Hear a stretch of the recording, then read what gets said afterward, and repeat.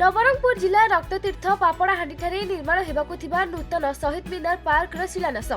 विद्यालय और गणशिक्षा विभाग मंत्री नित्यानंद गंड मुख्य अतिथि रूपे जोगदे भारत छाड़ आंदोलन वीर अमर शहीद मानक बलिदान को सम्मान जणाई शहीद मिनार शिलान्यास करिसेंति। विधायक गौरी शंकर माझी, मनोहर रंधारी, जिलापाल डॉक्टर महेश्वर स्वाई प्रमुख उपस्थित थिले। एही शहीद मिनार पार्क रे 5 कोटी टंका व्यय जिला जनजाति संस्कृति भवन, 2 कोटी 70 लाख टंका व्यय 9टी ब्लॉक स्तरीय जनजाति गोष्ठी समाज भवन और 6 कोटी टंका व्यय पापड़ाहांडी शहीद मिनार पुनर्निर्माण कर जायछि। एही कार्यक्रम रे अंचलवासी बहु संख्या रे जोग दैथिले और सरकार को धन्यवाद जणाइछन्ति। पापड़ाहांडी शहीद मिनार ये पापड़ाहांडी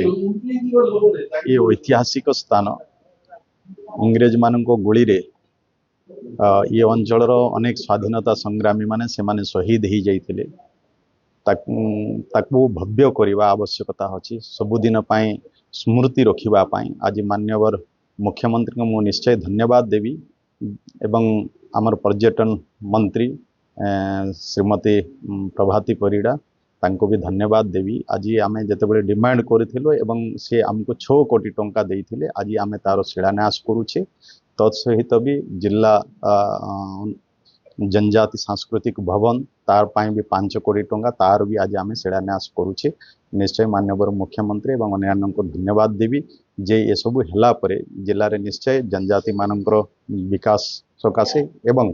जो पापड़ाहांडी शहीद मिनार को जो भव्य करिवार थिला आज निश्चय ये 6 कोटी टंका दिया जाइए से भव्य निर्माण हम एवं तांको विषय रे भी शहीद मानक विषय सब जानिबे एवं आगामी दिन रे युवक मानक भीतर ये गोटे प्रेरणार स्रोत हम निश्चय से मन को उत्साहित करेंगे देश राष्ट्र कार्य करवा। नवरंगपुर जनसाधारण दीर्घ दिन दाबी पूरण होती जो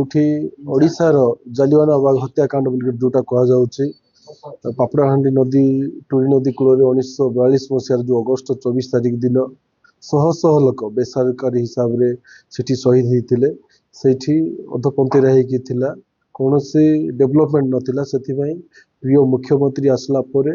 आमर नवरंगपुर गौरव श्री नित्यानंद गौड़ महोदय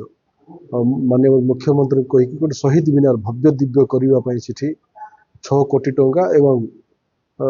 दीर्घ दिन है आम तो समस्ते जानचु ये आदिवासी अध्युषित अंचल ये 55% अधिक आदिवासी अच्छा कि कौन गोटे ऑडिटोरियम नाला ये दुईटार आज पाखापाखि 11 कोटी टंकार भित्तिप्रस्तर स्थापन होची बड़ खुशी कथा आर हेबा द्वारा